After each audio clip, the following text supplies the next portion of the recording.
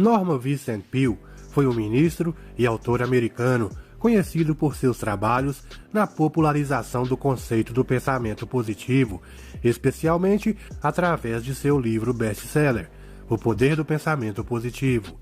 Ele serviu como pastor em Nova York, de 1932 a 1984, liderando uma congregação da Igreja Reformada na América. Donald Trump frequentou a igreja de Norman enquanto crescia. E foi nessa igreja que Donald Trump se casou com sua primeira esposa, Ivana Trump. O livro de Norman Vincent Peale também inspirou Ellen Huxley, a mulher que ganhou mais de 5.000 prêmios usando a lei da atração. Você agora vai ouvir definitivamente a forma como Norman Vincent Peale pensava e entender como ele manifestava e usava a verdadeira lei da atração.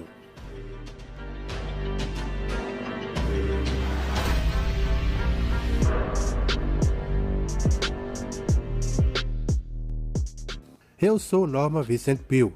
Tenho em mente falar um pouco desse assunto, sobre como fazer o pensamento positivo trabalhar para você agora. O melhor que posso fazer é contar como isso funcionou para mim e nas experiências de muitas pessoas que conheci ao longo dos anos. Como o pensamento positivo funcionará em sua experiência, é claro, será determinado por sua própria personalidade, suas próprias atitudes e por sua própria fé. Mas antes de tudo, acho que precisamos determinar o que é pensamento positivo, pois existem muitas definições. Eu gosto de descrever isso como um pensador positivo, e eu diria que um pensador positivo é um indivíduo que vê todas as dificuldades e não se sente desanimado ou desencorajado por elas, porque ele sabe que pelo exercício da sua própria força inerente, ele supera qualquer problema. Um pensador positivo é uma pessoa que não tem uma atitude egoísta, mas uma atitude de confiança. Ele também é uma pessoa que percebe a distinção entre pensamento negativo e pensamento positivo. Um pensador negativo faz uma coisa muito perigosa. Ele constantemente envia ao mundo pensamentos negativos e ativa o mundo negativamente. Existe uma lei conhecida como lei da atração, e enviar constantemente pensamentos negativos recua para si mesmo resultados negativos. É como um homem que eu conhecia em um avião um dia. Eu não o conhecia, mas aparentemente ele me conhecia. Não tínhamos ido muito longe, de Nova York a Chicago, e ele me disse: "Por que tudo dá errado comigo?" Bem, como eu nunca tinha visto esse homem antes, então eu disse: "Me conte sobre você por 15 minutos, e talvez eu possa dar alguma sugestão." Mas ele não falou somente 15 minutos. Ele falou por cerca de 45 minutos, e foi uma das dissertações mais negativas que já ouvi. Finalmente, ele próprio disse: "Eu sei porque tudo dá errado comigo. É porque eu penso errado." E eu disse a ele: "Ó irmão, você certamente teve um insight, porque é um fato que se estivermos errados em nossos padrões de pensamento, faremos tudo errado. Portanto, se uma pessoa é negativa, ela atrai o impulso negativo, mas há pessoas que são positivas e enviam pensamentos positivos e ativam o mundo ao seu redor positivamente. E embora eu possa estar simplificando um pouco demais, é assim que as coisas funcionam. Se uma pessoa pensa negativo, ela colherá o negativo. Se pensar positivo, colherá o positivo. Uma coisa que eu notei na vida das pessoas é que aqueles que afirmam que terão resultados positivos parecem atraí-los. Por exemplo, uma velha amiga minha, chamada Mary Crow, era de uma família muito pobre. Seu pai trabalhava nas minas de carvão na parte sul do estado de Ohio. Nenhum de seus irmãos haviam cursado o ensino médio. O trabalho de Mary era lavar o macacão de seu pai, e é claro, ele estava sempre muito sujo. Eles não tinham máquina de lavar naqueles dias, e ela tinha que lavar o macacão sempre à mão. Certa noite, enquanto ela lavava o macacão, surgiu uma imagem na sua mente. Visualizou uma faculdade em um belo campus, e ela estava caminhando até a plataforma, e recebia um diploma que a formava na faculdade, e ela o recebia da mão do presidente da faculdade. Essa era uma imagem formada em sua mente, Mas ninguém da sua família jamais sonhara em ir para a faculdade antes.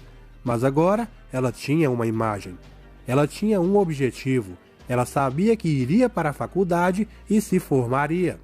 Constantemente, ela afirmava o que aconteceria. Enquanto fazia o ensino médio, ela começou a ser uma ótima aluna. E quando finalmente chegou a noite em que se formou no ensino médio, um líder religioso pediu que ela fosse a seu escritório na igreja. E ele tirou da gaveta um envelope que ele disse que estava guardado há vários anos. Era uma bolsa de estudos de 4 anos para uma faculdade. Agora ela teria que pagar apenas a taxa da matrícula e os livros.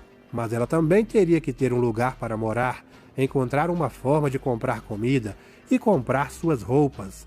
Então ela começou a trabalhar como empregada doméstica, como babá, como garçonete, tudo o que ela podia fazer para realizar essa imagem. E finalmente ela se formou. Então ela teve outra imagem. Ela seria uma vendedora de seguros de vida. Esta era uma imagem em sua mente tão clara quanto a luz. Então ela foi para o centro de Columbus, no escritório de uma companhia de seguros de vida, e contou ao gerente de lá que ela queria ser uma vendedora. E ele disse: "Não há chance nenhuma no mundo de você ser uma vendedora de seguro de vida. Você não foi treinada para isso. Você não tem aptidão para isso. E você é uma mulher. Então você está fora." Mas essas palavras não a fez desistir. Todos os dias, ela ia ao escritório do gerente pedir uma oportunidade. Ele encontrou Mary sentada ali, esperando pacientemente. E ela disse: "Eu vou sentar aqui todos os dias, até que você me dê uma chance." Então o gerente acabou cedendo. Ele disse a ela: "Se você quer morrer de fome, vá em frente com a minha bênção."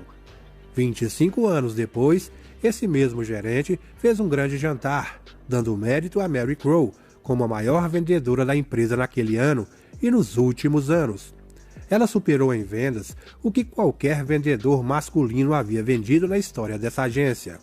Agora, se você perguntar a Mary Crow como ela, filha de pais pobres, conseguiu se tornar uma das maiores vendedoras de seguros de vida, ela lhe dirá que constantemente afirmava que já havia alcançado seu objetivo e que tinha o desejo em sua mente, e não um objetivo confuso. Tinha o objetivo claramente definido e a imagem foi mantida em sua mente consciente até que finalmente afundou por um processo de osmose intelectual em sua mente inconsciente, quando ela entrou em seu inconsciente. Então eu diria que uma das coisas mais importantes sobre pensar é tentar segurar a imagem e afirmá-la todos os dias da sua vida. E então, dê tudo que você tem. Descobri que os pensadores positivos, que fazem o pensamento positivo funcionar para eles, têm uma opinião muito boa de si mesmos. Eles não são egoístas, mas não depreciam suas habilidades. Eles acreditam que eles têm algo em suas naturezas que pode ser aprimorado. Lembro-me de quando eu era muito jovem. Eu era muito tímido. Então conheci um homem que me disse algo que nunca esqueci. Ele disse: "Norma, nunca haja contra você mesmo." Então eu passei a dizer para mim mesmo: "Eu tenho uma mente poderosa. Eu tenho grandes habilidades." O incrível é que as pessoas concordavam comigo. Então entenda, as pessoas aceitarão a sua própria autoavaliação. Eu estava constantemente agindo contra mim e não estava indo muito bem. Mas quando eu decidi que Deus Todo-Poderoso tinha me dado as mesmas oportunidades que deu aos outros, eu saí e aproveitei a vida ao máximo. O homem mais sábio que já viveu neste país foi Thomas Edison. Ele disse algo certa vez que é realmente pertinente. Sempre me lembrei disso e espero que você também. Ele disse que se fôssemos fazer todas as coisas que somos capazes de fazer, literalmente surpreenderíamos a nós mesmos. Então a pergunta é: você já se surpreendeu? Bem, se fizermos todas as coisas que somos capazes de fazer, iremos nos surpreender. Agora, eu acredito também. Ter uma atitude positiva é vital. Eu conheci uma vez um homem, educador proeminente, que me disse algo que realmente me assustou. Ele disse que as atitudes são mais importantes que os fatos.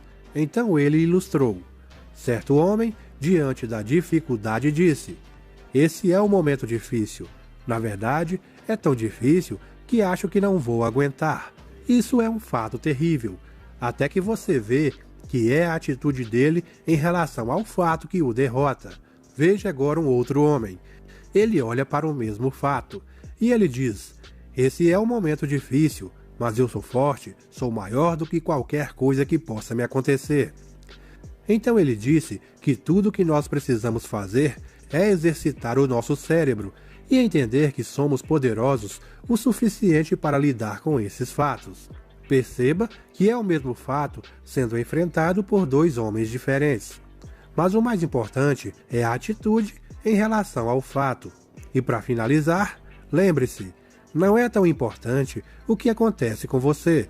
O importante é o que você pensa sobre o que te acontece.